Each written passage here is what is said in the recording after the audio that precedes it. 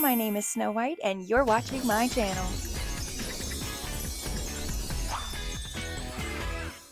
I grew up during the boom of monster raising and battling games. I played all kinds of Pokemon, of course, Yu-Gi-Oh!, Digimon. I even had scanners, if you know what that is. But one of my favorite monster raising games was Monster Rancher 2 for PlayStation. I have vivid memories of going for a summer swim in the pool and then coming inside to drink a chocolate milk, eat a PBJ, and plop myself down in front of the PlayStation. I didn't play the other games or card games, and I didn't learn about the anime until I was an adult, so this is strictly going to be a look at Monster Rancher 2 for PlayStation. Now, I don't know about you, but I was the kind of kid who never read the manual and just slayed to learn the controls. So I'm going to be jumping back into the game exactly the same way. I don't remember everything, and I will be relearning along with you, so you don't have to be familiar with the game for this video. Now, with all of that out of the way, let's boot up.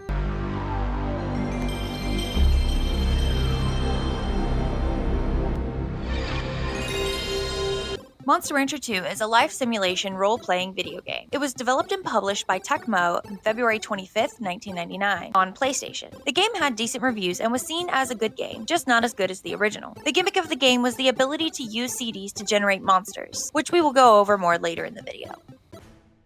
The intro gives us the endgame lore. Before the world's continents broke up into pieces, a huge disaster hit the world. The people prayed and God created new life forms. However, new life forms brought new troubles. So God became exasperated and sealed them into disc stones. Many years have passed and humans were entrusted with the secret of the disc stones. Today, people still continue searching for missing disc stones in order to release the life form sealed inside.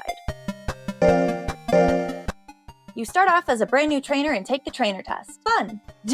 That's a crazy first question to ask someone. Once you've finished, you're introduced to Coltia or Colt. She will be your training assistant, and she is a very good girl. Everyone keeps telling me so. She offers you 5 options to learn about, or an option to move on. Trainer assistants are assistants like Colt. This one's pretty self-explanatory. Tournaments are events where trainers fight monsters. A trainer's purpose is to win tournaments and earn money to raise new monsters. The major 4 are the highest-ranked tournaments of all. Those are the tournaments that only the strongest and selected monsters can participate in. It is the goal of every trainer to win victories in all 4 of these.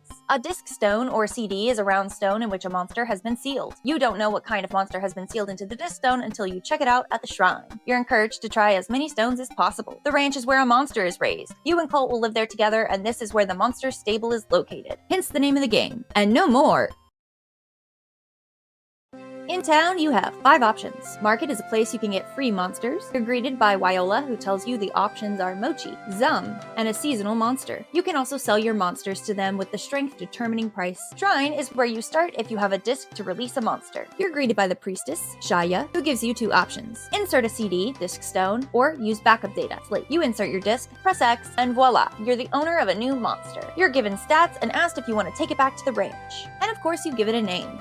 Let's go with Galinda. Lab is run by a guy named Dodge, who's rude and I don't appreciate it. Here you can freeze and combine monsters. There's also an option to revive once frozen, analyze while frozen, and delete. Oof. File lets you save your data because it's 1999, baby! And ranch takes you back to the ranch. Time on the ranch is measured in weeks, and food is given on the first week of each month. Yes, you feed your monster monthly in this game. You have 5,000 G to start out with, and here are your options. Potatoes for 10 G, which monsters hate and will negatively affect their stats if they do. Milk for 50 G, only good for baby monsters. Fish for 100 G, the first decent option for your monster. Cup jelly for 150 G, on par with fish but a little more expensive. Meat for 300 G, getting more expensive, and the stats will go down if you give it to them too often. Tablets for 500 G. Monsters tend to not like them, and they're expensive. Your monster is fed by a toucan named Joy. Your monsters will come out of the stable, and Colt will tell you how that monster feels that day. This screen will tell you what week you're on, and other important details, such as your monster's current training style and loyalty. It also shows you how much money you have. There are 6 options to choose from each week. Training is where you train your monster's ability for tournaments. There's options for drill and errantry. Drills are different challenges that your monster can use to practice for tournaments.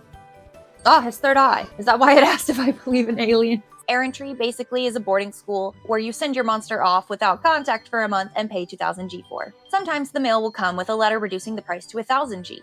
We just got a letter.